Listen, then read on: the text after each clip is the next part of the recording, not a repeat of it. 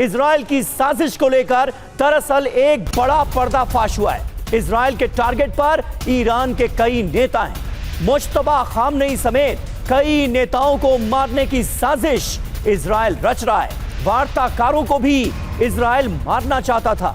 New York times के हवाले से ये बड़ी खबर सामने आ रही है जो बता रही है इजराइल के इरादों के बारे में।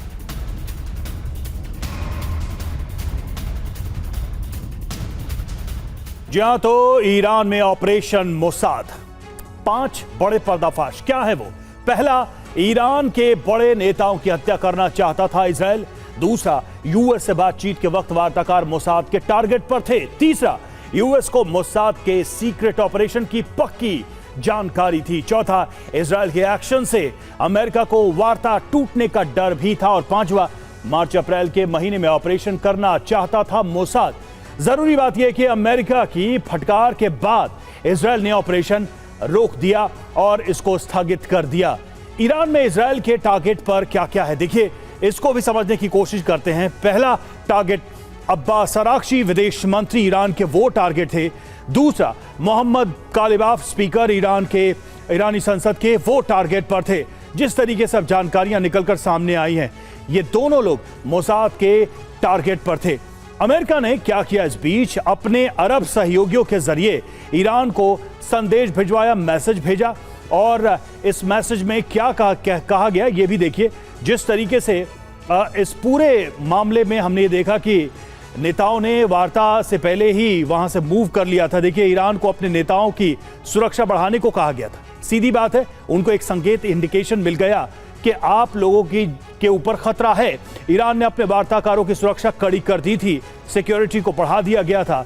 इस इशारे को देखते हुए अपने प्रतिनिधिमंडल की यात्रा का रूट भी बदल दिया गया था। आपको याद होगा कि रास्ते बदले गए थे, उसको लेकर भी कई सारी बातें कही गई थी।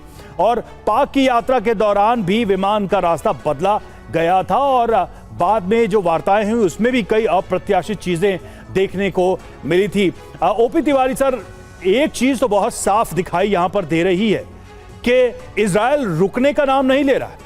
इजराइल ऐसा लगता है कि अपने टारगेट फिक्स कर चुका है और वो बस समय का इंतजार कर रहा है। ये जो खुलासा हुआ है अमेरिका की तरफ से ईरान को, जो टिप दी गई अपने नेताओं की सुरक्षा को लेकर, यह भी बताता है कि अमेरिका चाहे जो भी सोचता हो, इजराइल क्लियर कट सोचता है कि उसे ईरान को कमजोर करना है हर हालत।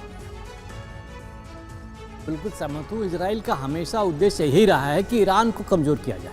लेकिन ये जहाँ तक सोचे कि इजराइल मजबूत है, अवश्य है, मोसाद बहुत पावरफुल है, लेकिन बिना अमेरिका का मैं सपोर्ट नहीं कर रहा हूँ, बट उसका ऑब्जेक्शन ना हो तब तक ये काम नहीं कर सकता।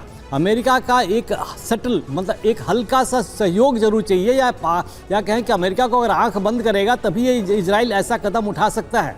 लेकिन अमेरिका के मर्जी के खिलाफ इजराइल ये नहीं कर पाएगा, भले इजराइल कैपेबल कितना भी हो, बिकॉज अमेरिका से इजराइल को बहुत लेना है और विदाउट अमेरिका इजराइल भी काफ़ी सफ़र कर सकता है। तो ये जो उद्देश्य है, ये नेतन्याहू का उद्देश्य है कि इनको सब एलिमिनेट करना है। इसमें इनका अपना मकसद भी है, बिकॉज उनके ऊपर भी कई चार्जेस लगे हुए हैं। जब तक ये वॉर एक्टिव रहेगा, ये गद्दी पर बने रहेंगे, जैसे ही ख़त्म होगा वो कमज़ोर पड़ जाएंगे। तो ये जो करना चाहते हैं और ये अटैक करना चाहते हैं, देखिए मोसाद बहुत कैपेबल है।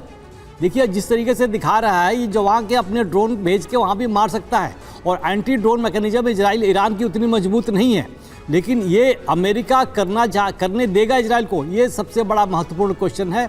और ये जब तक अमेरिका ये चाहता है कि अमेरिका जिस तरीके से सफ़र कर चुका है इस वॉर में, एक बात देखिए, अमेरिका के करीब 52 जहाज़ जा चुके थे, इजराइल का एक जहाज़ का नुकसान नहीं हुआ है, लोग भी नहीं मारे गए इजराइल के। तो इजराइल का तो मकसद अमेरिका को ईरान वॉर में लाना, तो उस पर सफल रहा।